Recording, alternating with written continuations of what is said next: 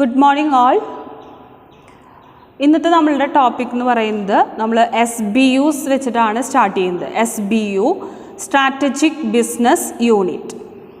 ഈ കോർപ്പറേറ്റ് ഫങ്ഷൻസിന് ഓരോന്നിനും അതിനെ ഹെഡ് ചെയ്യുന്നത് ഓരോ ഹെഡ് ഓഫ് ദി ഡിപ്പാർട്ട്മെൻറ്റ് ആണ്. അപ്പോൾ എന്തൊക്കെയാണ് ഈ കോർപ്പറേറ്റ് ഫങ്ഷൻസിൽ വരുന്നത് എന്നുള്ളത് നോക്കാം. പ്ലാനിംഗ് ആൻഡ് ട്രഷറി, ദെൻ അതിൻ്റെ accounting, taxation, risk management, legal and secretarial, internal audit, human resources, corporate communications, corporate affairs, research and development, IT support services. ഇത്രയും കാര്യങ്ങളാണ് കോർപ്പറേറ്റ് ഫങ്ഷൻസിൽ വരുന്നത്. Planning and treasury, accounting, taxation, risk management, legal and secretarial, internal audit, human resources, corporate communications, corporate affairs, research and development and IT support services. Then the practice of corporate governance 3 തരത്തിലുള്ള interlinked ലെവൽസിലാണ് നടക്കുന്നത്, practice ചെയ്യുന്നത്. Strategic supervision, strategic management, executive management, ഈ 3 ലെവലിലാണ് ഇത് interlinked ആണ്. അതിൽ strategic supervision എന്ന് പറയുന്നത് ബോർഡ് ഓഫ് ഡയറക്ടേഴ്സ് ആണ് ചെയ്യുന്നത്. Strategic management corporate management committee, CMC എന്ന് പറയും. Executive management divisional or strategic business unit, നമ്മൾ ആദ്യം പറഞ്ഞ SBU, chief executive assisted by the respective ഓരോ ഡിവിഷണൽ SBU മാനേജ്മെൻറ്റ് കമ്മിറ്റി. ഈ 3 ലെവൽസും ഇത് ഇൻ്റർലിങ്ക്ഡ് ആയിട്ടാണ് അവിടെ കോർപ്പറേറ്റ് ഗവേണൻസ് നടക്കുന്നത്. ദെൻ നെക്സ്റ്റ് പറയുന്നത് ബെനഫിറ്റ്സ് ഓഫ് കോർപ്പറേറ്റ് ഗവേണൻസ് ആണ്. എന്തൊക്കെയാണ് കോർപ്പറേറ്റ് ഗവേണൻസിൻ്റെ ബെനഫിറ്റ്സ്? അപ്പോൾ നമ്മൾ എപ്പോഴും പറയാറുണ്ട് എല്ലാ സ്ഥാപനങ്ങളിലും ഒരു നല്ലൊരു കോർപ്പറേറ്റ് ഗവേണൻസ് അത് നമുക്ക് അത്യാവശ്യമാണെന്ന് പറയാറുണ്ട്. കാരണം അത് സ്റ്റേക്ക് ഹോൾഡേഴ്സിനാണെങ്കിലും എൻറ്റർപ്രിനേഴ്സിനാണെങ്കിലും ഇപ്പോൾ ഒരു രാജ്യത്തിനെ സംബന്ധിച്ച് നോക്കുകയാണെങ്കിലും ഈ നല്ലൊരു കോർപ്പറേറ്റ് ഗവേണൻസ് ഉണ്ടെങ്കിൽ അത് ബെനഫിഷ്യൽ തന്നെയാണ്. അതെങ്ങനെയൊക്കെയാണെന്നുള്ളത് നമുക്ക് നോക്കാം. എന്തൊക്കെ ബെനിഫിറ്റ്സ് ആണ് പ്രൊവൈഡ് ചെയ്യുന്നത്? Good governance provides stability and growth to the enterprise. നല്ലൊരു കോർപ്പറേറ്റ് ഗവേണൻസ് നിലനിൽക്കുന്നുണ്ടെങ്കിൽ എൻ്റർപ്രൈസിനെ സംബന്ധിച്ചിടത്തോളം അതിന് സ്റ്റെബിലിറ്റിയും ഗ്രോത്തും പ്രൊവൈഡ് ചെയ്യുന്നുണ്ട്. Then good governance system demonstrated by practicing good corporate practices build confidence. ഇനി നല്ലൊരു കോർപ്പറേറ്റ് ഗവേണൻസ് നിലനിൽക്കുന്നുണ്ടെങ്കിൽ എക്സിസ്റ്റിംഗ് സ്റ്റേക്ക് ഹോൾഡേഴ്സിനും ഫ്യൂച്ചർ സ്റ്റേക്ക് ഹോൾഡേഴ്സിലും അവരിലൊരു കോൺഫിഡൻസ് നമുക്ക് ക്രിയേറ്റ് ചെയ്യാനായിട്ട് സാധിക്കും. അപ്പോൾ സ്റ്റേക്ക് ഹോൾഡേഴ്സ് എന്ന് പറഞ്ഞാൽ നമുക്കറിയാം ഇൻട്രസ്റ്റഡ് പാർട്ടീസിനെയാണ്, അതായത് കസ്റ്റമേഴ്സ്, സപ്ലയേഴ്സ്, ബാങ്ക്, ഗവൺമെൻറ്, ഇങ്ങനെയുള്ള ഇൻട്രസ്റ്റഡ് പാർട്ടീസിനെയാണ് നമ്മൾ സ്റ്റേക്ക് ഹോൾഡേഴ്സ് എന്ന് പറയുന്നത്. അപ്പോൾ ഇപ്പോൾ ഉള്ള എക്സിസ്റ്റിംഗ് ആയിട്ടുള്ള സ്റ്റേക്ക് ഹോൾഡേഴ്സിലും ഒരു കോൺഫിഡൻസ് ക്രിയേറ്റ് ചെയ്യാൻ പറ്റും, കാരണം നല്ലൊരു ഗവേണൻസ് അവിടെ പ്രാക്ടീസിലുണ്ടെങ്കിൽ. അതുപോലെയാണ് ഫ്യൂച്ചർ സ്റ്റേക്ക് ഹോൾഡേഴ്സിൽ, ഇനി ഭാവിയിൽ വരുന്ന ഇൻവെസ്റ്റേഴ്സ്, അവർക്കും ഒരു കോൺഫിഡൻസ് ക്രിയേറ്റ് ചെയ്യാനായിട്ട് സാധിക്കും. Share price of good governed company, ഒരു നല്ല രീതിയിൽ ഒരു കോർപ്പറേറ്റ് ഗവേണൻസ് നിലനിൽക്കുന്ന ഒരു കമ്പനി ആണെന്നുണ്ടെങ്കിൽ അവരുടെ ഷെയറിൻ്റെ വാല്യൂ എപ്പോഴും ഹൈ ആയിരിക്കും. കാരണം investors they are willing to pay higher price than a badly governed one. ഒരു മോശം ഗവേണൻസ് നിലനിൽക്കുന്ന ഒരു എൻ്റർപ്രൈസിനെ സംബന്ധിച്ചിടത്തോളം നോക്കുകയാണെന്നുണ്ടെങ്കിൽ അത് കമ്പയർ ചെയ്യുമ്പോൾ നല്ലൊരു കോർപ്പറേറ്റ് ഗവേണൻസ് നിലനിൽക്കുന്ന ഒരു കമ്പനിയുടെ ഷെയർസിന് വാല്യൂ എപ്പോഴും കൂടുതലായിരിക്കും. Effective governance reduce perceived risk. നല്ല രീതിയിലുള്ള ഗവേണൻസ് നിലനിൽക്കുന്നുണ്ടെങ്കിൽ റിസ്ക് കുറവായിരിക്കും. റിസ്ക് കുറയുമ്പോൾ ഓട്ടോമാറ്റിക്കലി കോസ്റ്റ് ഓഫ് ക്യാപിറ്റലും നമുക്ക് റെഡ്യൂസ് ചെയ്യാനായിട്ട് സാധിക്കും. നെക്സ്റ്റ് ബെനിഫിറ്റ് എന്ന് പറയുന്നത് ഒരു വെൽ ഗവേൺഡ് ആയിട്ടുള്ള കമ്പനിയുടെ ബോർഡ് ഓഫ് ഡയറക്ടേഴ്സ് അവർക്ക് എപ്പോഴും വളരെ പെട്ടെന്ന് തന്നെ, നമുക്കറിയാം ബോർഡ് ഓഫ് ഡയറക്ടേഴ്സിൻ്റെ ഏറ്റവും ഇമ്പോർട്ടൻ്റ് ആയിട്ടുള്ളൊരു ഫംഗ്ഷൻ എന്ന് പറയുന്നത് ആ കമ്പനീനെ റിലേറ്റ് ചെയ്യുന്ന ഒരുപാട് ഡിസിഷൻസ് അവർക്ക് എടുക്കാനുണ്ടായിരിക്കും. സോ അങ്ങനെ വളരെ ക്വിക്കായിട്ടും ഇഫക്റ്റീവായിട്ടും എന്തെങ്കിലും ഒരു ഡിസിഷൻ എടുക്കേണ്ട ഒരു ആവശ്യം വരുമ്പോൾ ക്വിക്ക് ആൻഡ് ഇഫക്റ്റീവ് ഡിസിഷൻസ് അവർക്ക് എടുക്കാനും അങ്ങനെ നമ്മളുടെ കമ്പനിയുടെ പ്രോഫിറ്റ് ഇംപ്രൂവ് ചെയ്യാനും സാധിക്കും. ദെൻ നല്ലൊരു good corporate governance practice follow ചെയ്യുകയാണെന്നുണ്ടെങ്കിൽ അതിന് ഒരു ലോങ് ടേമിലേക്ക് നമുക്കതിനെ നിലനിർത്താനായിട്ട് സാധിക്കും. മാത്രമല്ല ഓർഗനൈസേഷനിൽ ഒരു ലോങ് ടേമിലേക്കുള്ള ഒരു ബോണ്ടിങ്, എല്ലാ സ്റ്റേക്ക് ഹോൾഡേഴ്സും തമ്മിൽ നല്ലൊരു ബോണ്ടിങ് നിലനിർത്താനായിട്ട് സാധിക്കും. നെക്സ്റ്റ് ബെനിഫിറ്റ് എന്ന് പറയുന്നത് ഒരു വെൽ ഗവേൺഡ് കോർപ്പറേറ്റ് ഹൗസ് എപ്പോഴും ഒരു ഐക്കണായി മാറും. അതായത് മറ്റുള്ള കോർപ്പറേറ്റ് ഗവേണൻസിന് എപ്പോഴും ഒരു മാതൃകയായിട്ട്, ഒരു ഐക്കണായിട്ട് വെൽ ഗവേൺഡ് ആയിട്ടുള്ള ഒരു കോർപ്പറേറ്റ് ഹൗസിനെ നമുക്ക് കൺസിഡർ ചെയ്യാനായിട്ട് പറ്റും. അപ്പോൾ അവർക്കൊരു പ്രൈഡ്, ഒരു അഭിമാനിക്കത്തക്കതായിട്ടുള്ള ഒരു പൊസിഷൻ, അതുപോലെ തന്നെ മറ്റുള്ളവരിൽ നിന്നുള്ള റെസ്പെക്റ്റൊക്കെ ആ ഒരു വെൽ ഗവേൺഡ് ആയിട്ടുള്ള ഒരു കോർപ്പറേറ്റ് ഹൗസിനെ നേടിയെടുക്കാനായിട്ട് സാധിക്കും. Stakeholders in different capacities will aspire to enter into relationship with good governed enterprise.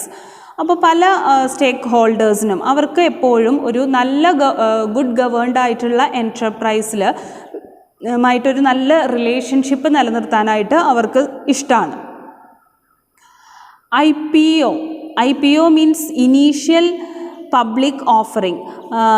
Initial public offering എന്ന് പറയുന്നത് first sale of share by the privately owned company to the public. അതായത് first sale of share by the privately, ഒരു private company പബ്ലിക്കിന് share sale ചെയ്യുന്ന first സെയിലിനെയാണ് നമ്മൾ എന്ത് പറയുന്നത്, IPO എന്ന് പറയുന്നത്, ഇനീഷ്യൽ പബ്ലിക് ഓഫറിംഗ് എന്ന് പറയും. അതുപോലെ പറയുന്ന മറ്റൊരു ടേമാണ് FPO എന്ന് പറയും, ഫോളോ ഓൺ പബ്ലിക് ഓഫർ എന്നാണ് പറയുക. It is a process by which a company which is already listed on an exchange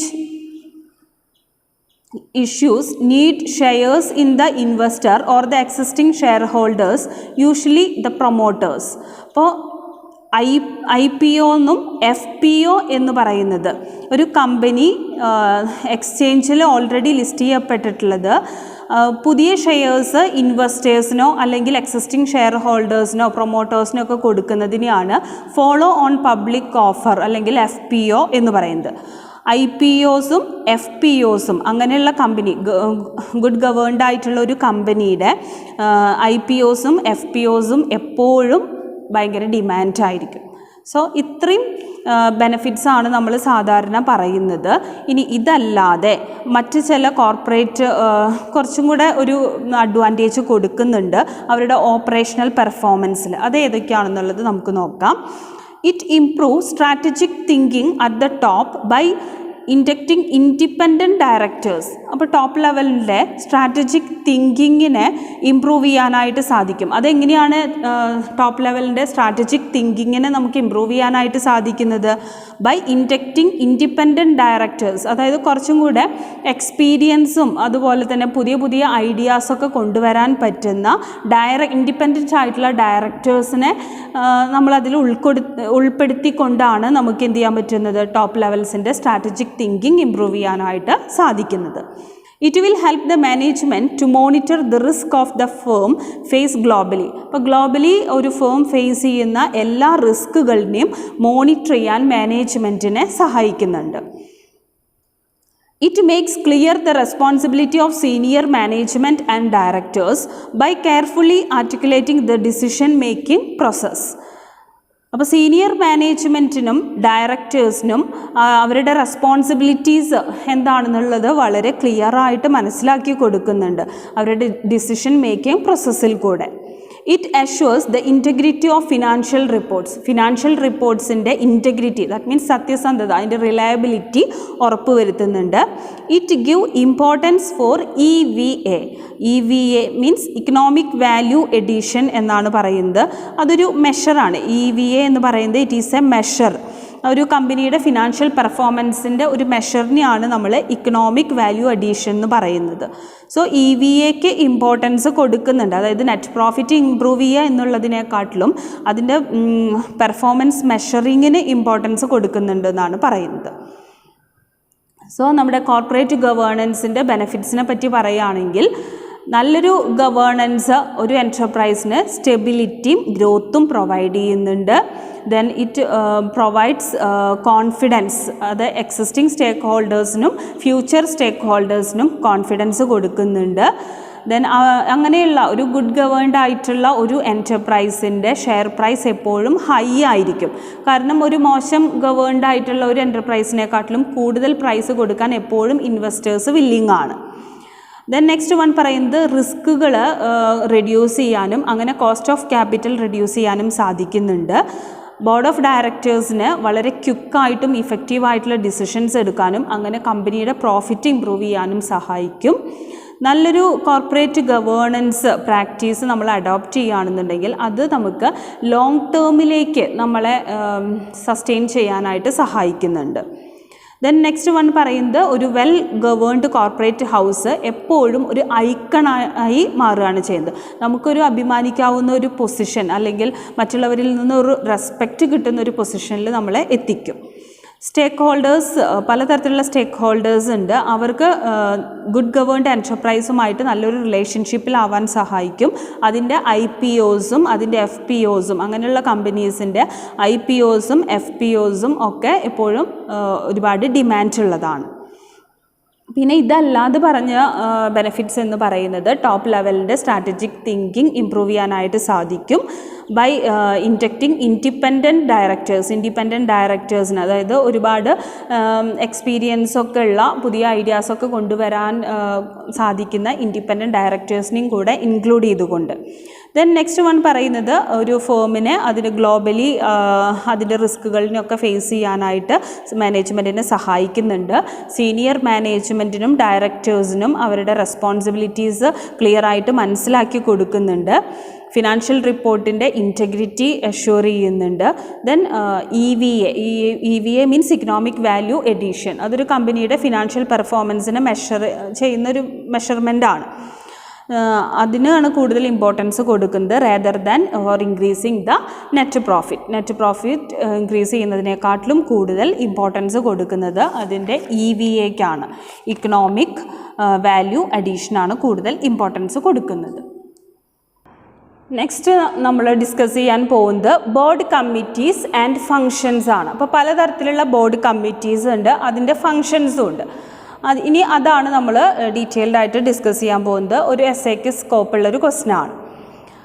then ഒരു ഫേമിൽ അല്ലെങ്കിൽ ഒരു മാനേജറിയൽ ഫങ്ഷൻസ് നല്ല രീതിയിൽ എക്സിക്യൂട്ട് ചെയ്യാനായിട്ട് ഒരുപാട് ബെറ്റർ കോർപ്പറേറ്റ് ഗവേണൻസ് ഒക്കെ ഉറപ്പ് വരുത്തേണ്ടതുണ്ട്. സോ അതിന് വേണ്ടിയിട്ട് ഒരുപാട് കമ്മിറ്റീസ് നമ്മൾ കോൺസ്റ്റിറ്റ്യൂട്ട് ചെയ്തിട്ടുണ്ട്. സാധാരണ അതിന് വേണ്ടി കോൺസ്റ്റിറ്റ്യൂട്ട് ചെയ്തിട്ടുള്ള കമ്മിറ്റീസ് എന്ന് പറയുന്നത് audit committee, stakeholders relationship committee, compensation and remuneration committee, executive committee, nomination and governance committee, corporate social responsibility committee CSR എന്ന് പറയും, റിസ്ക് മാനേജ്മെൻറ്റ് കമ്മിറ്റി. ഇങ്ങനെയാണ് ഈ കമ്മിറ്റീസൊക്കെ കോൺസ്റ്റിറ്റ്യൂട്ട് ചെയ്തിട്ടുള്ളത്. ഈ എല്ലാ കമ്മിറ്റീസിനും എക്സിക്യൂട്ടീവ്സ് ഉണ്ടായിരിക്കും, നോൺ എക്സിക്യൂട്ടീവ്സ് ഉണ്ടായിരിക്കും, അതുപോലെ തന്നെ ഇൻഡിപെൻഡൻറ്റ് ഡയറക്ടേഴ്സൊക്കെ ഉണ്ടായിരിക്കും. ഇതിൻ്റെ ചെയർമാൻ, ഓരോ കമ്മിറ്റിയുടെയും ചെയർമാൻ എന്ന് പറയുന്നത് ഒരു ഇൻഡിപെൻഡൻറ്റ് ഡയറക്ടർ ആയിരിക്കും. ഇതിൽ ഓരോ കമ്മിറ്റിയുടെയും ചാർട്ടർ പ്രകാരം ഈ കമ്മിറ്റീസിനൊക്കെ അതിന് റെഫർ ചെയ്തിട്ടുള്ള ഓരോ ബോർഡിനും അതിന് റെഫർ ചെയ്യുന്ന കുറച്ച് കാര്യങ്ങളെ പറ്റിയിട്ടാണ് അതിൽ വരുന്നത്. അപ്പോൾ അതിനുള്ള ഇൻഫോർമേഷൻസും ഡാറ്റയും ഒക്കെ എന്താണ് ഈ കമ്മിറ്റിയിൽ നമ്മൾ ഡിസ്കസ് ചെയ്യേണ്ടത്, അതിനുള്ള ഇൻഫോർമേഷൻസും ഡാറ്റാസൊക്കെ ഇൻ റൈറ്റിംഗ് ആയിട്ട് അതിലെ മെമ്പേഴ്സിനെ ഈ ഒരു മീറ്റിംഗ് വിളിച്ചു കൂട്ടുന്നതിന് മുന്നേ തന്നെ കൊടുത്തിട്ടുണ്ടായിരിക്കും. എന്താണോ നമ്മൾ ആ ഒരു മീറ്റിങ്ങിൽ ഡിസ്കസ് ചെയ്യാനായിട്ട് പോകുന്നത് അതുമായിട്ട് റിലേറ്റ് ചെയ്തിട്ടുള്ള ഇൻഫോർമേഷൻസും ഡാറ്റാസും മുൻകൂട്ടി അവർക്ക് കൊടുത്തിട്ടുണ്ടായിരിക്കും. ദെൻ ഈ ഒരു കമ്മിറ്റിയുടെ റെക്കമെൻഡേഷൻസൊക്കെ ബോർഡ് ഓഫ് ഡയറക്ടേഴ്സിൻ്റെ മുന്നിൽ സബ്മിറ്റ് ചെയ്യും. എന്നിട്ട് അതിനെ ബേസ് ചെയ്തുകൊണ്ടാണ് അവരൊരു ഡിസിഷനൊക്കെ എടുക്കുന്നത്. ഈ കമ്മിറ്റിയിലെ മെമ്പേഴ്സ്, അതായത് ഇപ്പോൾ ചിലപ്പോൾ ഈ മീറ്റിങ്ങിൽ അവർക്ക് ഫിസിക്കലി ചിലപ്പോൾ അവർക്ക് പ്രസൻറ്റ് ആവാൻ പറ്റിയിട്ടുണ്ടാവില്ല. സോ അങ്ങനെയാണെന്നുണ്ടെങ്കിൽ അവർക്ക് വേണമെങ്കിൽ ടെലി കോൺഫറൻസിങ് വഴിയോ അല്ലെങ്കിൽ വീഡിയോ കോൺഫറൻസിങ് വഴിയോ ഒക്കെ ഈ മീറ്റിങ്ങിൽ അവർക്ക് പാർട്ടിസിപ്പേറ്റ് ചെയ്യാവുന്നതാണ്. അപ്പോൾ അത്രയും കാര്യങ്ങളാണ് നമുക്കൊരു ബോർഡ് കമ്മിറ്റീനെ പറ്റി ജനറലായിട്ട് പറയാനുള്ളത്. അതായത് എല്ലാ മാനേജറിയൽ ഫങ്ഷൻസും പ്രോപ്പറായിട്ട് ഇഫക്റ്റീവായിട്ട് എക്സിക്യൂട്ട് ചെയ്യാനായിട്ട് ഒരു കോർപ്പറേറ്റ് ഗവേണൻസ് ഉറപ്പ് വരുത്താനുള്ള കമ്മിറ്റീസ്. ഏതൊക്കെയാണ് ആ കമ്മിറ്റീസ് എന്നുള്ളത് നമ്മൾ പറഞ്ഞു. ഈ കമ്മിറ്റീസിൻ്റെ പ്രത്യേകത, എല്ലാ കമ്മിറ്റീസിനും എക്സിക്യൂട്ടീവ്സും നോൺ എക്സിക്യൂട്ടീവ്സും ഉണ്ടായിരിക്കും, ഇൻഡിപെൻഡൻറ്റ് ഡയറക്ടർ ഉണ്ടായിരിക്കും. ഒരു കമ്മിറ്റിയുടെ ചെയർമാൻ ഏതെങ്കിലും ഒരു ഇൻഡിപെൻഡൻറ്റ് ഡയറക്ടർ തന്നെയായിരിക്കും. ദെൻ ഇതിൽ പിന്നെ ഇമ്പോർട്ടൻ്റ് ആയിട്ട് പറയുന്നത്, ഒരു കമ്മിറ്റി വിളിച്ചു കൂട്ടുമ്പോൾ അതിൽ എന്തിനെ പറ്റിയാണോ നമ്മൾ ഡിസ്കസ് ചെയ്യാനായിട്ട് പോകുന്നത് അതിനെ പറ്റിയിട്ടുള്ള ഇൻഫോർമേഷൻസും ഡാറ്റാസും ഒക്കെ ഇൻ റൈറ്റിംഗ് ആയിട്ട് അതിലെ മെമ്പേഴ്സിന് മുൻകൂട്ടി തന്നെ കൊടുക്കും. ദെൻ അവരതിനെപ്പറ്റി ഡിസ്കസ് ചെയ്ത് അവരുടെ റെക്കമെൻഡേഷൻസ് ഒക്കെ ബോർഡ് ഓഫ് ഡയറക്ടേഴ്സിന് മുന്നിൽ സബ്മിറ്റ് ചെയ്യും. അതിൻ്റെ ബേസിസിലാണ് ആ കമ്മിറ്റിയുടെ ഒരു ഡിസിഷൻ ഫോം ചെയ്യുന്നത്.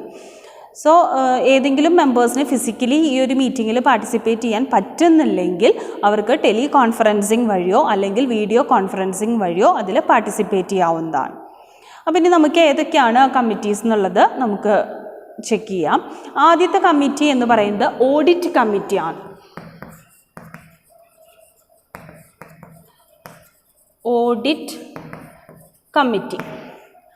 ഓഡിറ്റ് കമ്മിറ്റിയാണ് ഫസ്റ്റ് വൺ പറയുന്നത്.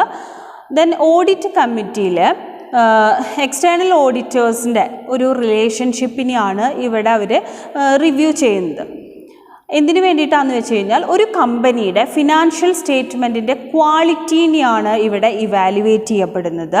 സോ ഇവിടെ ഒരു ഓഡിറ്റ് കമ്മിറ്റിയുടെ റോൾ എന്ന് പറയുമ്പോൾ അതിൽ വരുന്ന കാര്യങ്ങൾ, ഇൻക്ലൂഡ് ചെയ്യുന്ന കാര്യങ്ങൾ, making recommendation on the appointment and reappointment of the external auditors. External ഓഡിറ്റേഴ്സിനെ അപ്പോയിൻറ്റ് ചെയ്യുന്നതിലും അവരെ റീ അപ്പോയിൻറ്റ് ചെയ്യുന്നതിലും റെക്കമെൻഡേഷൻ ചെയ്യുക, അവരുടെ റിമ്യൂണറേഷൻ റെക്കമെൻഡ് ചെയ്യുക. ദെൻ അവരുടെ ടേംസ് ഓഫ് എൻഗേജ്മെൻറ്റിലുള്ള കാര്യങ്ങൾ റെക്കമെൻഡ് ചെയ്യുക. ടേംസ് ഓഫ് എൻഗേജ്മെൻറ്റ് എന്ന് പറഞ്ഞു കഴിഞ്ഞാൽ ഇപ്പോൾ നമ്മളൊരു ഓഡിറ്ററിനെ അപ്പോയിൻറ്റ് ചെയ്യുമ്പോൾ ഒരു പ്രപ്പോസൽ കൊടുക്കുന്നതിനെയാണ് എൻഗേജ്മെൻറ്റ് എന്ന് പറയുന്നത്. അപ്പോൾ ആ ഒരു എൻഗേജ്മെൻറ്റ് ലെറ്ററിൽ എന്തൊക്കെ ടേംസാണ് പറയുന്നത് അതിലേക്കുള്ള കാര്യങ്ങൾ റെക്കമെൻഡ് ചെയ്യുക. ഇതിന് വേണ്ടിയിട്ട് അവർ ചെയ്യേണ്ട കാര്യം എന്ന് വെച്ചാൽ എല്ലാ കാര്യങ്ങളും അപ് ടു ഡേറ്റ് ആയിട്ട് അവർ കീപ്പ് ചെയ്യേണ്ടതായിട്ട് വരും. ദെൻ പ്രൊഫഷണൽ റെഗുലേറ്ററി റിക്വയർമെൻറ്റ്സ് ഒക്കെ വളരെ കൃത്യമായിട്ട് അവർ ഫോളോ ചെയ്യേണ്ടതായിട്ട് വരാറുണ്ട്. സോ ഓഡിറ്റ് കമ്മിറ്റി മെമ്പേഴ്സിന് അവർക്ക് ഒരു മസ്റ്റായിട്ട് ഓഡിറ്റിംഗ് എക്സ്പെർട്ടൈസ് ഉണ്ടായിരിക്കണം, ഓഡിറ്റിംഗ് ചെയ്ത എക്സ്പീരിയൻസ് ഉണ്ടായിരിക്കണം. അങ്ങനെയുള്ള ആളുകളായിരിക്കണം ഈ ഒരു ഓഡിറ്റ് കമ്മിറ്റി മെമ്പേഴ്സായിട്ട് വരേണ്ടത്. പിന്നത്തെ ഒരു ഓഡിറ്റ് കമ്മിറ്റിയുടെ ഇമ്പോർട്ടൻ്റ് ആയിട്ടുള്ള ഒരു ടാസ്ക് എന്ന് പറയുന്നത് ഇൻറ്റേർണൽ ഓഡിറ്റേഴ്സും എക്സ്റ്റേണൽ ഓഡിറ്റേഴ്സും തമ്മിൽ ഒരു ലിങ്ക് ക്രിയേറ്റ് ചെയ്യുക എന്നുള്ളതാണ്.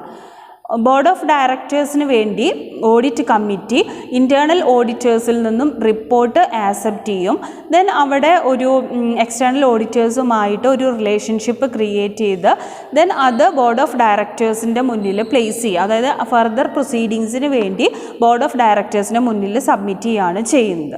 അങ്ങനെയാണ് ഓഡിറ്റ് കമ്മിറ്റി നമുക്ക് ഇപ്പോൾ ഒരു കമ്പനിയുടെ ഇൻറ്റേർണൽ കൺട്രോൾ സിസ്റ്റത്തിൻ്റെ ഒരു ഇൻറ്റഗ്രൽ പാർട്ടായി മാറുന്നത് ഇങ്ങനെയുള്ള പ്രവർത്തനങ്ങളിൽ കൂടിയാണ്. സോ നമുക്ക് എന്താണ് ഓഡിറ്റ് കമ്മിറ്റി എന്നുള്ളത് ജസ്റ്റ് ഒന്ന് പറഞ്ഞു നോക്കാം. അതായത് എക്സ്റ്റേണൽ ഓഡിറ്റേഴ്സ് തമ്മിലുള്ള അവരുടെ ഒരു റിലേഷൻഷിപ്പിനെയാണ് ഈ ഓഡിറ്റ് കമ്മിറ്റി ഓവർവ്യൂ ചെയ്യുന്നത്. ദാറ്റ് മീൻസ് അവർ ഇവാലുവേറ്റ് ചെയ്യുന്നത് ഒരു കമ്പനിയുടെ ഫിനാൻഷ്യൽ സ്റ്റേറ്റ്മെൻറ്റ്സിൻ്റെ ക്വാളിറ്റി ഉറപ്പുവരുത്താൻ അതിന് വേണ്ടിയിട്ടാണ് ഈ ഒരു ഓഡിറ്റ് കമ്മിറ്റി പ്രവർത്തിക്കുന്നത്. സോ ഇതിൽ വരുന്ന കാര്യങ്ങൾ എന്ന് പറഞ്ഞു കഴിഞ്ഞാൽ എക്സ്റ്റേണൽ ഓഡിറ്റേഴ്സിൻ്റെ അപ്പോയിൻമെൻറ്റ്, അവരുടെ റീ അപ്പോയിൻമെൻറ്റ്, അവരുടെ റിമ്യൂണറേഷൻ, അവരുടെ ടേംസ് ഓഫ് എൻഗേജ്മെൻറ്റ്, ഇതിലുള്ള കാര്യങ്ങളെ പറ്റി റെക്കമെൻഡ് ചെയ്യുക. പിന്നെ പറയുന്ന ഒരു കാര്യം, എല്ലാ കാര്യങ്ങളും അപ് ടു ഡേറ്റ് ആയിട്ട് സൂക്ഷിക്കണം. എല്ലാ ലോ പ്രകാരമുള്ള എല്ലാ കാര്യങ്ങളും കൃത്യമായിട്ട് ഫോളോ ചെയ്യുന്നുണ്ടായിരിക്കണം. മാത്രമല്ല ഇതിലെ മെമ്പേഴ്സ്, ഓഡിറ്റ് കമ്മിറ്റിയിലെ മെമ്പേഴ്സ് എന്ന് പറയുന്നത് ഓഡിറ്റിംഗ് ചെയ്യാൻ അറിയുന്ന എക്സ്പീരിയൻസ്ഡ് ആയിട്ടുള്ള അല്ലെങ്കിൽ അതിൽ എക്സ്പെർട്ടൈസ് ആയിട്ടുള്ള ആളുകളായിരിക്കണം. ദെൻ അനദർ ഇമ്പോർട്ടൻറ്റ് ടാസ്ക് എന്ന് പറയുന്നത് ഇൻറ്റേർണൽ എക്സ്റ്റേണൽ ഓഡിറ്റേഴ്സ് തമ്മിൽ ഒരു ലിങ്ക് ക്രിയേറ്റ് ചെയ്യുക എന്നുള്ളതാണ്. അപ്പോൾ അതിനുവേണ്ടി ഓഡിറ്റ് കമ്മിറ്റി ഇൻറ്റേർണൽ ഓഡിറ്റേഴ്സിൽ നിന്നും റിപ്പോർട്ട് വാങ്ങും. ദെൻ അവർ എക്സ്റ്റേണൽ ഓഡിറ്റേഴ്സുമായി ഒരു റിലേഷൻഷിപ്പിലെത്തി അതിന് ശേഷമാണ് അത് ബോർഡ് ഓഫ് ഡയറക്ടേഴ്സിന് അഡ്വൈസിന് വേണ്ടിയിട്ട് സബ്മിറ്റ് ചെയ്യുന്നത്. എന്നിട്ടാണ് അതിൻ്റെ ബേസിസിലാണ് ഫർദർ പ്രൊസീഡിങ്സിലേക്ക് നടക്കുന്നത്. ഇനി നെക്സ്റ്റ് നമ്മൾ ഡിസ്കസ് ചെയ്യാൻ പോകുന്നത് functions in detail of audit committee. എന്താണ് ഓഡിറ്റ് കമ്മിറ്റിയുടെ ഫങ്ഷൻസ് എന്നുള്ളതാണ്. അതിൽ ഫസ്റ്റ് ഏറ്റവും ഇമ്പോർട്ടൻ്റ് ആയിട്ടുള്ള കാര്യം എന്ന് പറയുന്നത് to oversee the company's financial reporting process. ഏറ്റവും ഇമ്പോർട്ടൻ്റ് ആയിട്ട് ഓഡിറ്റ് കമ്മിറ്റിയുടെ ഡ്യൂട്ടി ഒരു കമ്പനിയുടെ ഫിനാൻഷ്യൽ പെർഫോമൻസിനെ ഇവാലുവേറ്റ് ചെയ്യുക എന്നുള്ളതാണ്. മാത്രമല്ല അതിൻ്റെ ഫിനാൻഷ്യൽ ഇൻഫോർമേഷൻ്റെ ഡിസ്ക്ലോഷറും അതിൻ്റെ ഒരു ഇമ്പോർട്ടൻ്റ് ആയിട്ടുള്ള ഡ്യൂട്ടിയാണ്. അവിടെ ശ്രദ്ധിക്കേണ്ട ഒരു കാര്യം ഫിനാൻഷ്യൽ സ്റ്റേറ്റ്മെൻറ്റൊക്കെ കറക്റ്റാണോ, എല്ലാ കാര്യങ്ങളും സഫീഷ്യൻ്റായിട്ട് അതിൽ കൊടുത്തിട്ടുണ്ടോ, അതിന് ക്രെഡിബിലിറ്റി ഉണ്ടോ, ഇതൊക്കെ ചെക്ക് ചെയ്യുക. ഒരു കമ്പനിയുടെ ഫിനാൻഷ്യൽ പെർഫോമൻസിനെ ഇവാലുവേറ്റ് ചെയ്യുക, അതാണ് മെയിൻ ആയിട്ടുള്ള ഒബ്ജക്റ്റീവ്. ദെൻ സെക്കൻഡ് വൺ പറയുന്നത് to review with the management annual financial statements before submission to the board for approval with particulars. ഇനി ബോർഡ് ഓഫ് ഡയറക്ടേഴ്സിൻ്റെ മുന്നിൽ അപ്രൂവലിന് വേണ്ടി സബ്മിറ്റ് ചെയ്യുന്നതിന് മുന്നേ അതിൻ്റെ ആനുവൽ ഫിനാൻഷ്യൽ സ്റ്റേറ്റ്മെൻറ്റ്സ് റിവ്യൂ ചെയ്യണം. ആ റിവ്യൂ ചെയ്യുന്നതിൽ എന്തൊക്കെ കാര്യങ്ങളാണ് ഇൻക്ലൂഡ് ചെയ്യേണ്ടത് എന്ന് പറയുന്നുണ്ട്. First one, matters required to be included in the directors' responsibility statement to be included in the board's report. അതായത് കമ്പനീസ് ആക്ട് 2013 പ്രകാരം ബോർഡ് ഓഫ് ഡയറക്ടേഴ്സിൻ്റെ റിപ്പോർട്ടിൽ നമ്മൾ ഇൻക്ലൂഡ് ചെയ്യേണ്ട ഡയറക്ടേഴ്സ് റെസ്പോൺസിബിലിറ്റി സ്റ്റേറ്റ്മെൻറ്റിൽ എന്തൊക്കെ മാറ്റേഴ്സ് ഇൻക്ലൂഡ് ചെയ്യണം. നെക്സ്റ്റ് വൺ പറയുന്നത് changes if any in accounting policies and practices and reason for the same. ഇനി നമ്മൾ ഫോളോ ചെയ്യുന്ന അക്കൗണ്ടിങ് പോളിസീസിലും പ്രാക്ടീസസിലും എന്തെങ്കിലും ചേഞ്ചസ് ഉണ്ടെങ്കിൽ അതും എന്താണ് ആ ചേഞ്ചിനുള്ള റീസൺ അതും അതിൽ മെൻഷൻ ചെയ്യണം. Next, major accounting entries involving estimates based on the exercise of judgement by the management. Then next പറയുന്നത് ഇമ്പോർട്ടൻ്റ് ആയിട്ടുള്ള അക്കൗണ്ടിങ് എൻട്രീസ് അതിൽ കാണിച്ചിട്ടുണ്ടായിരിക്കണം. അതായത് മാനേജ്മെൻറ്റ് നടത്തിയിട്ടുള്ള എസ്റ്റിമേറ്റ്സ് ഉൾക്കൊള്ളുന്ന accounting entries, significant adjustment made in the financial statement arising out of audit findings. Audit ഫൈൻഡിങ്സിൻ്റെ ഭാഗമായിട്ട് financial സ്റ്റേറ്റ്മെൻറ്റ്സിൽ എന്തെങ്കിലും ഇമ്പോർട്ടൻ്റ് ആയിട്ടുള്ള അഡ്ജസ്റ്റ്മെൻറ്റ് നടത്തിയിട്ടുണ്ടെങ്കിൽ അത്, compliance with listing and other legal requirements relating to financial statements. Financial statement prepare ചെയ്യുമ്പോൾ നമ്മൾ follow ചെയ്യേണ്ട ലീഗൽ റിക്വയർമെൻറ്റ്സ് നമ്മൾ ഫോളോ ചെയ്തിട്ടുണ്ടോ എന്നുള്ളത്. Disclosure of any related party transaction. ഏതെങ്കിലും റിലേറ്റഡ് പാർട്ടി ട്രാൻസാക്ഷൻസ് ഉണ്ടെങ്കിൽ അത് ഡിസ്ക്ലോസ് ചെയ്യണം. Qualification in the draft audit report. Draft audit റിപ്പോർട്ടിന് എന്തൊക്കെ ക്വാളിഫിക്കേഷൻസ് വേണം, ഇത്രയും കാര്യങ്ങളാണ് അവിടെ മെയിനായിട്ട് റിവ്യൂ ചെയ്യുന്നത്. അപ്പോൾ റിവ്യൂ ചെയ്യുന്ന മെയിനായിട്ടുള്ള കാര്യങ്ങൾ കമ്പനീസ് ആക്ട് 2013 പറയുന്ന പോലെ ബോർഡ്സിൻ്റെ റിപ്പോർട്ടിൽ ഡയറക്ടേഴ്സ് റെസ്പോൺസിബിലിറ്റി സ്റ്റേറ്റ്മെൻറ്റിൽ ഇൻക്ലൂഡ് ചെയ്യേണ്ട മാറ്റേഴ്സ്, അക്കൗണ്ടിങ് പോളിസീസിലും പ്രാക്ടീസസിലും എന്തെങ്കിലും ചേഞ്ചസ് ഉണ്ടെങ്കിൽ അത്, അതിനുള്ള റീസൺ, മേജറായിട്ടുള്ള അക്കൗണ്ടിങ് എൻട്രീസ്, ദെൻ ഫിനാൻഷ്യൽ സ്റ്റേറ്റ്മെൻറ്റിൽ എന്തെങ്കിലും അഡ്ജസ്റ്റ്മെൻറ്റ് നടത്തിയിട്ടുണ്ടെങ്കിൽ അത്, ലീഗൽ റിക്വയർമെൻറ്റ്സ് ഫോളോ ചെയ്തിട്ടുണ്ടോ എന്നുള്ളത്, എന്തെങ്കിലും ട്രാൻസാക്ഷന് പറ്റിയിട്ടുള്ള ഡിസ്ക്ലോഷർ, ദെൻ ഓഡിറ്റ് റിപ്പോർട്ടിൻ്റെ ക്വാളിഫിക്കേഷൻ. നെക്സ്റ്റ് പറയുന്നത് to review with management the qualitative financial statement before submission to the board for approval. ഇനി റിവ്യൂ ചെയ്യേണ്ടത് എന്താണ്? ബോർഡ് ഓഫ് ഡയറക്ടേഴ്സിൻ്റെ മുന്നിൽ അപ്രൂവലിന് വേണ്ടി സബ്മിറ്റ് ചെയ്യുന്നതിന് മുന്നേ ക്വാർട്ടർലി ഫിനാൻഷ്യൽ സ്റ്റേറ്റ്മെൻ്റ് ഒക്കെ റിവ്യൂ ചെയ്യുക. ടു റെക്കമെൻഡ് ടു ദ ബോർഡിനോട് റെക്കമെൻഡ് ചെയ്യുക the appointment, reappointment and if required the replacement or removal of the statutory auditor and fixation of audit fees. ഇനി ബോർഡിനോട് റെക്കമെൻഡ് ചെയ്യുന്നത് ഇനി പറയുന്ന കാര്യങ്ങളെ പറ്റിയിട്ടാണ്.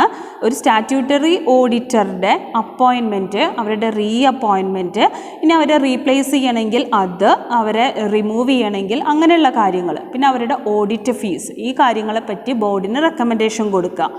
To grant approval of payment to statutory auditor for any other services rendered by the statutory auditor. ഇനി auditing അല്ലാതെ statutory auditor മറ്റെന്തെങ്കിലും സർവീസ് പ്രൊവൈഡ് ചെയ്തിട്ടുണ്ടെങ്കിൽ അതിന് വേണ്ടിയിട്ടുള്ള പേയ്മെൻറ്റ് കൊടുക്കണമല്ലോ, ആ പേയ്മെൻറ്റിനുള്ള approval. To hold discussion with the statutory auditor before the audit commences. Statutory ഓഡിറ്ററുമായിട്ടൊരു discussion conduct ചെയ്യുക. ഒരു ഓഡിറ്റ് സ്റ്റാർട്ട് ചെയ്യുന്നതിന് മുന്നേ തന്നെ എന്തിനെ പറ്റിയിട്ട് വയ്ക്കുക, ഓഡിറ്റിൻ്റെ നേച്ചർ എങ്ങനെയാണ്, അതിൻ്റെ സ്കോപ്പ്, പോസ്റ്റ് ഓഡിറ്റ് ഡിസ്കഷൻ, ഏതെങ്കിലും ഏരിയയിൽ പോസ്റ്റ് ഓഡിറ്റ് ഡിസ്കഷൻ കണ്ടക്ട് ചെയ്യണമെങ്കിൽ അതിനെപ്പറ്റി. Then to review the management letters of internal control weakness issued by the statutory auditor. മാനേജ്മെൻറ്റിൻ്റെ ലെറ്ററോ അല്ലെങ്കിൽ ലെറ്റേഴ്സോ സ്റ്റാറ്റ്യൂട്ടറി ഓഡിറ്റർ ഇഷ്യൂ ചെയ്തിട്ടുള്ള എന്തെങ്കിലും ഒരു വീക്ക്നെസ് കാണിച്ചുകൊണ്ട് സ്റ്റാറ്റ്യൂട്ടറി ഓഡിറ്റർ എന്തെങ്കിലും ഒരു ലെറ്റർ കൊടുത്തിട്ടുണ്ടെങ്കിൽ അത് റിവ്യൂ ചെയ്യുക. To recommend appointment, removal and terms of remuneration of the Chief Internal Auditor. Chief internal ഓഡിറ്ററുടെ അപ്പോയിൻറ്റ് ചെയ്യുന്ന കാര്യം, അയാളെ റിമൂവ് ചെയ്യുന്ന കാര്യം, അയാളുടെ റെമ്യൂണറേഷനെ പറ്റിയിട്ടുള്ള കാര്യം, ഇത്രയും കാര്യങ്ങൾ റെക്കമെൻഡ് ചെയ്യുക. ദെൻ ഇൻറ്റേർണൽ ഓഡിറ്റേഴ്സുമായിട്ട് ഒരു ഡിസ്കഷൻ കണ്ടക്ട് ചെയ്യുക. എന്തെങ്കിലും ഇമ്പോർട്ടൻ്റ് ആയിട്ടുള്ള ഒരു ഫൈൻഡിങ്സോ അല്ലെങ്കിൽ എന്തെങ്കിലും ഫോളോ അപ്പ് ഒക്കെ ചെയ്യണമെങ്കിൽ അതിനെ പറ്റിയിട്ട് ഇൻറ്റേർണൽ ഓഡിറ്റേഴ്സുമായിട്ട് ഡിസ്കഷൻ കണ്ടക്ട് ചെയ്യുക. To review internal audit report relating to internal control weakness. Internal control സിസ്റ്റത്തിൽ എന്തെങ്കിലും വീക്ക്നെസ് ഉണ്ടെങ്കിൽ അതിനെ പറ്റിയിട്ടുള്ള internal audit റിപ്പോർട്ട് റിവ്യൂ ചെയ്യാം. To review with management the performance of statutory and internal auditors. Statutory auditorടെയും internal auditorടെയും പെർഫോമൻസിനെ റിവ്യൂ ചെയ്യുക.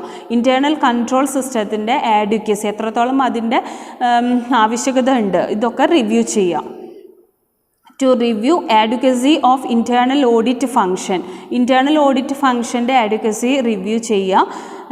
Including the structure of the internal audit department. Internal audit department structure, അവിടുത്തെ staffing എത്ര members ഉണ്ട്, official heading, ഓരോ ഡിപ്പാർട്ട്മെൻറ്റിൻ്റെയും ഹെഡ്സിൻ്റെ seniority, then reporting structure coverage, എത്ര ഫ്രീക്വൻ്റ് ആയിട്ട് ഇൻറ്റേർണൽ ഓഡിറ്റ് കണ്ടക്ട് ചെയ്യുന്നുണ്ട്, ഇതിനൊക്കെ പറ്റിയിട്ടൊരു റിവ്യൂ കണ്ടക്ട് ചെയ്യുക.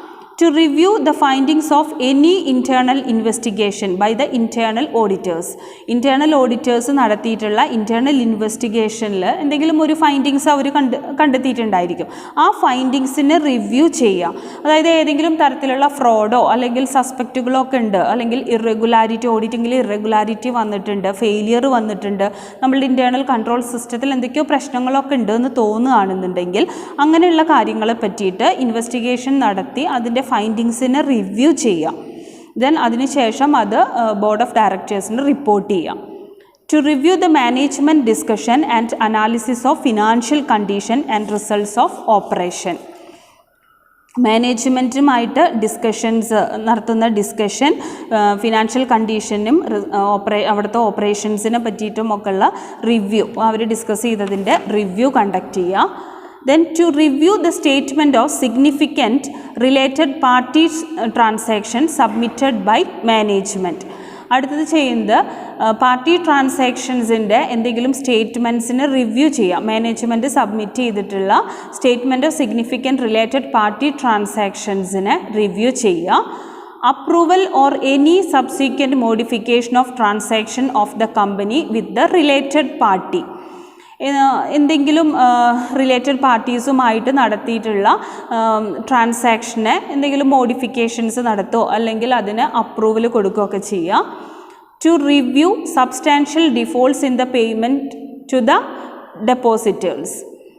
ഡെപ്പോസിറ്റേഴ്സിനും ഡിബെഞ്ചർ ഹോൾഡേഴ്സിനും ഷെയർ ഹോൾഡേഴ്സിനും ക്രെഡിറ്റേഴ്സിനും ഒക്കെ പേയ്മെൻറ്റ് നടത്തുമ്പോൾ അതിനെ പറ്റിയിട്ടുള്ള റിവ്യൂ.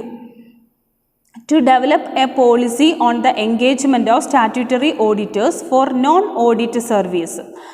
Then statutory auditorക്ക് നോൺ ഓഡിറ്റ് സർവീസ് എന്തെങ്കിലും പ്രൊവൈഡ് ചെയ്തിട്ടുണ്ടെങ്കിൽ അത് എങ്ങനെയാണ് ഡീൽ ചെയ്യേണ്ടത് എന്നുള്ളതിനെ പറ്റി ഒരു പോളിസി ഡെവലപ്പ് ചെയ്യുക. To ensure the compliance with statutory auditors recommendation. Statutory auditorsൻ്റെ റെക്കമെൻഡേഷൻസിനെ ഫോളോ ചെയ്യുന്നതിനെ പറ്റി എൻഷുർ ചെയ്യുക. To meet the internal and statutory auditors without presence of company's executive management annually. Internal statutory auditorsനെ മീറ്റ് ചെയ്യുക, അതും വിത്തൗട്ട് ദ പ്രസൻസ്, കമ്പനിയുടെ executive മാനേജ്മെൻറ്റിന് പ്രസൻസ് ഇല്ലാതെ ആനുവലി ഇൻറ്റേർണൽ സ്റ്റാറ്റ്യൂട്ടറി ഓഡിറ്റേഴ്സായിട്ട് മീറ്റ് ചെയ്യുക. To confirm the engagement of an independent valuer for the valuation of shares. ദെൻ ഷെയർസിൻ്റെ വാല്യുവേഷൻ കണ്ടക്ട് ചെയ്യാനായിട്ട് ഇൻഡിപെൻഡൻറ്റ് വാല്യൂവറിനെ നമ്മൾ അപ്പോയിൻറ്റ് ചെയ്യുന്ന സമയത്ത് ഒരു ലെറ്റർ ഓഫ് എൻഗേജ്മെൻറ്റ് കൊടുക്കും, അത് കൺഫേം ചെയ്യാം. To review the certificates regarding the complaints of legal and regulatory requirements. നമ്മളുടെ ലീഗലി നമ്മൾ ഫോളോ ചെയ്യേണ്ട കുറേ കാര്യങ്ങളുണ്ടായിരിക്കും. സോ അതൊക്കെ ഫോളോ ചെയ്യുന്നുണ്ട് എന്നുള്ള സർട്ടിഫിക്കറ്റ് റിവ്യൂ ചെയ്യുക. To review the functioning of the whistle blower mechanism. Whistle blower mechanism അല്ലെങ്കിൽ പോളിസി എന്ന് പറയുന്നത് നമ്മളുടെ ഓർഗനൈസേഷൻ്റെ ഉള്ളിൽ നടക്കുന്ന തെറ്റായ പ്രവർത്തനങ്ങൾ നമ്മൾ അതോറിറ്റീസിനെ ഇൻഫോം ചെയ്യുക. ആ ഒരു മെക്കാനിസമാണ് വിസിൽ ബ്ലോവർ മെക്കാനിസം. അതിൻ്റെ ഫങ്ഷനിങ്ങിനെ പറ്റി റിവ്യൂ ചെയ്യുക. To review with the management the statement of uses or application of fund raised through the initial public offering of the company. നമ്മൾ IPO എന്നൊക്കെ പറഞ്ഞിട്ടുണ്ടായിരുന്നു. സോ അതുവഴി നമ്മൾ റേസ് ചെയ്തിട്ടുള്ള ഫണ്ടിൻ്റെ യൂസസ്, അത് ആ ഫണ്ട് എങ്ങനെയൊക്കെയാണ് നമ്മൾ ഉപയോഗിക്കുന്നത്. The statement of fund utilized for the purpose other than those stated in prospectus. പ്രോസ്പെക്ടസിൽ പറഞ്ഞതല്ലാത്ത ആവശ്യങ്ങൾക്ക് വേണ്ടി മറ്റെന്തെങ്കിലും തരത്തിൽ നമ്മൾ ഫണ്ട് യൂട്ടിലൈസ് ചെയ്യുന്നുണ്ടെങ്കിൽ അതിൻ്റെ സ്റ്റേറ്റ്മെൻറ്റ് റിവ്യൂ ചെയ്യുക. And making appropriate recommendation to the board. ബോർഡിന് അപ്രോപ്രിയേറ്റ് ആണെന്ന് തോന്നുന്ന റെക്കമെൻഡേഷൻസ് കൊടുക്കുക, കാരണം ഇനി അതിൻ്റെ ഫർദർ പ്രൊസീഡിങ്സിന് വേണ്ടിയിട്ട്. Approval of appointment of CFO. Appointment of CFO. CFO means finance director or any other person heading the finance function. ഫിനാൻസിൻ്റെ ഹെഡായിട്ട് വരുന്നവരുടെ. സോ അവരെ അപ്പോയിൻറ്റ് ചെയ്യുന്നതിനുള്ള approval after assessing the qualification. അങ്ങനെ അപ്രൂവൽ കൊടുക്കുമ്പോൾ അവരുടെ ക്വാളിഫിക്കേഷൻ, അവരുടെ എക്സ്പീരിയൻസ്, ബാക്ക്ഗ്രൗണ്ട്, ഈ കാൻഡിഡേറ്റിൻ്റെ ഇത്തരം കാര്യങ്ങളൊക്കെ നോക്കിയതിന് ശേഷം അപ്പോയിൻമെൻറ്റിനുള്ള അപ്രൂവൽ കൊടുക്കുക. Scrutiny of inter corporate loans and investment. Inter corporate ലോൺസും ഇൻവെസ്റ്റ്മെൻറ്റിനെ സ്ക്രൂട്ടിനൈസ് ചെയ്യുക, സൂക്ഷ്മ പരിശോധന നടത്തുക. To carry out any other function as mentioned in the terms of reference of the audit committee. Audit കമ്മിറ്റിയുടെ റെഫറൻസിൽ മെൻഷൻ ചെയ്തിട്ടുള്ള കാര്യങ്ങൾ then entrusted by the board. Board ഏൽപ്പിച്ചിട്ട് ഓഡിറ്റ് കമ്മിറ്റി അതിൻ്റെ ടേംസിൽ റെഫർ ചെയ്തിട്ടുള്ള, അതിൽ മെൻഷൻ ചെയ്തിട്ടുള്ള എല്ലാ ഫങ്ഷൻസും നടപ്പിലാക്കുക. The audit committee is further empowered to the following. ഇനി ഇത്രയും കാര്യങ്ങളാണ് മെയിനായിട്ടുള്ള അതിൻ്റെ ഫങ്ഷൻസ്. ഇനി ഇതല്ലാതെ വേറെ 4 കാര്യങ്ങളും കൂടെ ഒരു ഓഡിറ്റ് കമ്മിറ്റി ചെയ്യേണ്ടതായിട്ടുണ്ട്. അത് to investigate any activity within terms of reference. റെഫറൻസിൽ പറയുന്ന എന്തെങ്കിലും ഒരു ആക്ടിവിറ്റി ഇൻവെസ്റ്റിഗേറ്റ് ചെയ്യുകയാണെന്നുണ്ടെങ്കിൽ അത് ഇൻവെസ്റ്റിഗേറ്റ് ചെയ്യുക. To seek information from any employee. ഏതൊരു എംപ്ലോയിയുടെ കയ്യിൽ നിന്നും നമുക്ക് എന്തെങ്കിലും ഇൻഫോർമേഷൻ വേണമെന്നുണ്ടെങ്കിൽ അത് നമുക്ക് ആവശ്യപ്പെടാം. To obtain outside legal professional advice. പുറത്തുനിന്ന് നമുക്ക് ഒരു ലീഗലായിട്ടുള്ള പ്രൊഫഷണൽ അഡ്വൈസ് വേണമെന്നുണ്ടെങ്കിൽ അത് നേടിയെടുക്കുക. To secure attendance of outsiders with relevant expertise if it considers necessary. ഔട്ട്സൈഡേഴ്സിൻ്റെ, അതായത് പുറമേ ആവശ്യത്തിന് എക്സ്പെർട്ടൈസ് ഉള്ള, അതിനെപ്പറ്റി നോളജുള്ള ആളുകളുടെ കയ്യിൽ നിന്ന് ഔട്ട്സൈഡേഴ്സിൻ്റെ അറ്റൻഡൻസ് സെക്യൂർ ചെയ്യുക. അത്യാവശ്യമാണെന്ന് തോന്നുകയാണെങ്കിൽ നമുക്ക് പല കാര്യങ്ങൾക്കും അവരുടെ സഹായം തേടാം എന്നുള്ളതാണ് ഇതിൽ പറയുന്നത്. സോ ഇത്രയാണ് നമുക്ക് ഒരു ഓഡിറ്റ് കമ്മിറ്റിയുടെ ഫങ്ഷൻസായിട്ട് ഡിസ്കസ് ചെയ്യാനുള്ളത്. അപ്പോൾ നമുക്ക് പഠിക്കാൻ കുറേ കമ്മിറ്റീസ് ഉണ്ട്. ഓൾമോസ്റ്റ് നമുക്ക് ഒരു 7 കമ്മിറ്റീസിനെ പറ്റി നമുക്ക് ഈ ചാപ്റ്ററിൽ പഠിക്കാനുണ്ട്. ഡീറ്റെയിൽഡ് ആയിട്ട് തന്നെ പഠിക്കാനുള്ളതാണ്. ഇന്നത്തെ ക്ലാസ്സിൽ നമ്മൾ ഓഡിറ്റ് കമ്മിറ്റീസിനെ പറ്റിയിട്ട് മാത്രമാണ് ഡിസ്കസ് ചെയ്യുന്നത്. അപ്പോൾ ഓഡിറ്റ് കമ്മിറ്റി എന്താണെന്നും അതിൻ്റെ പ്രവർത്തനങ്ങളും എന്താണെന്നുള്ളത് ഡീറ്റെയിൽഡ് ആയിട്ട് വായിച്ചു നോക്കുക, മനസ്സിലാക്കുക. So that's for today. Thank you.